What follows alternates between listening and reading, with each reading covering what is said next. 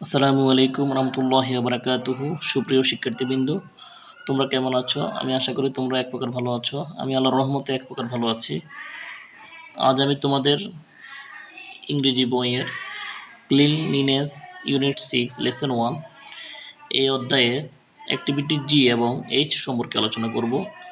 প্রথমে আমরা অ্যাক্টিভিটি জি দেখব।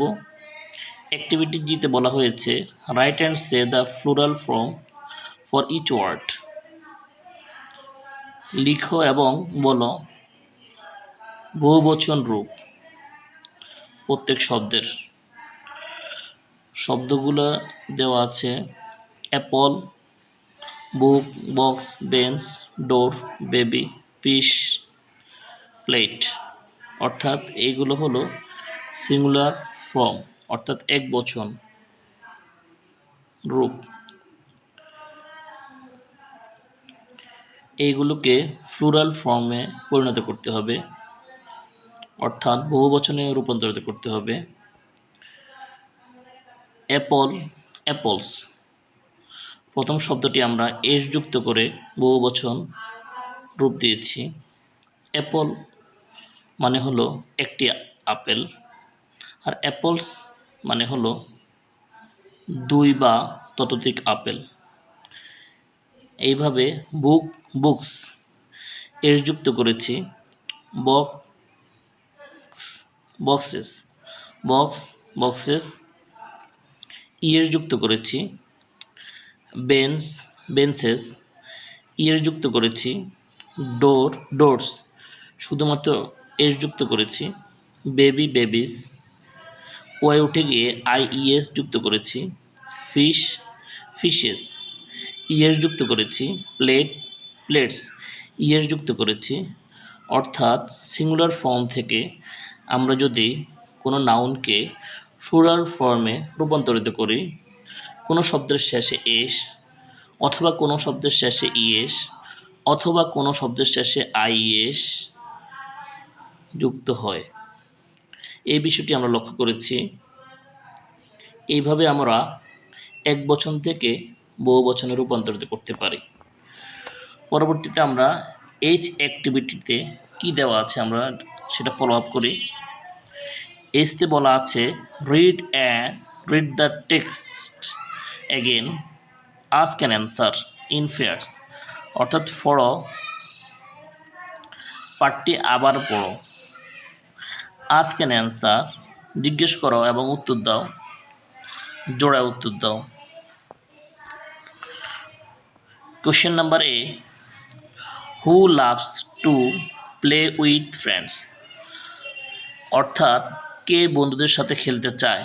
হু loves to play with friends.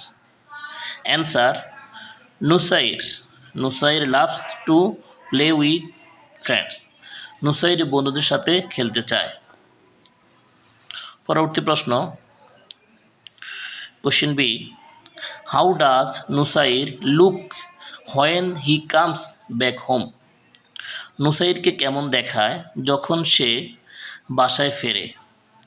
How does Nusair look when he comes back home. Answer হলো when he comes back home he looks dirty. যখন সে বাড়িতে ফিরে তাকে নোংরা দেখায়।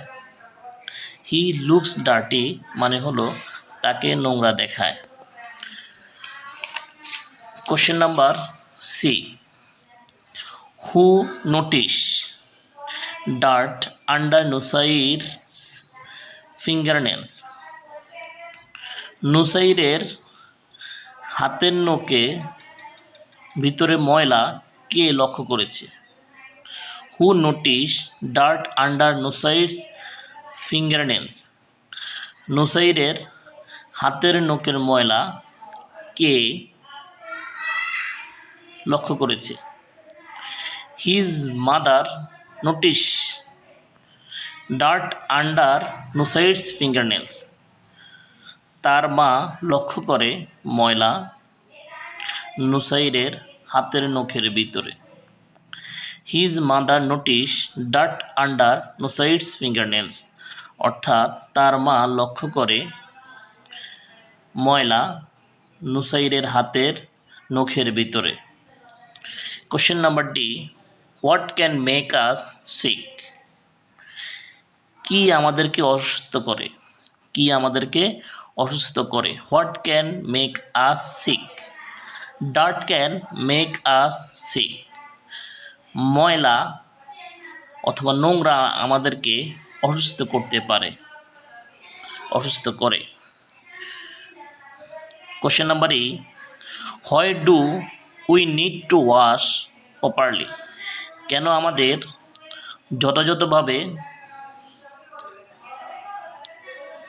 ধৌত করা উচিত? Why do we need to wash properly? কেন আমাদের যথাযথভাবে ধৌত করা উচিত? We need to wash properly to clean the germ. আমাদের যথাযথভাবে ধৌত করা উচিত জীবাণু পরিষ্কার করার জন্য। টু ক্লিন দ্য জার্মস অর্থাৎ জীবাণু পরিষ্কার করার জন্য। What should we use to wash hands? কি ব্যবহার করা উচিত হাত ধোয়ার ক্ষেত্রে? What should we use to wash hands? আমাদের কি ব্যবহার করা উচিত হাত ধোয়ার বিষয়ে? We should use soap and water to wash hands. আমাদের সাবান এবং পানি হাত ধোয়ার ক্ষেত্রে ব্যবহার করা উচিত। We should use soap and water to wash hands. হাত ধোয়ার ক্ষেত্রে আমাদেরকে সাবান এবং পানি ব্যবহার করা উচিত। Question number G, what advice does Jesmin Akter give to Nusair? Jesmin Akter নুসাইরকে কি উপদেশ দেয়?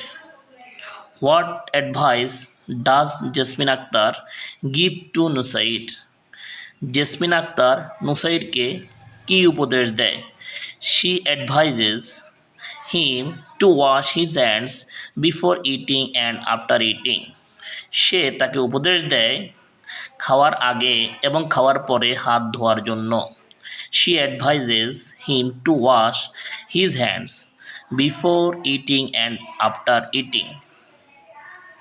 Question number 8, what habit makes Nusair healthy? কোন অভ্যাস নুসাইরকে স্বাস্থ্যবান করে? What habit makes Nusair healthy? কোন অভ্যাস নুসাইরকে স্বাস্থ্যবান করে? Washing his hands habit makes Nusair healthy. হাত ধোয়ার অভ্যাসটা তাকে স্বাস্থ্যবান করে, নুসাইরকে স্বাস্থ্যবান করে। Washing his hands habit makes Nusair healthy. হাত ধোয়ার অভ্যাস নুসাইরকে স্বাস্থ্যবান করে।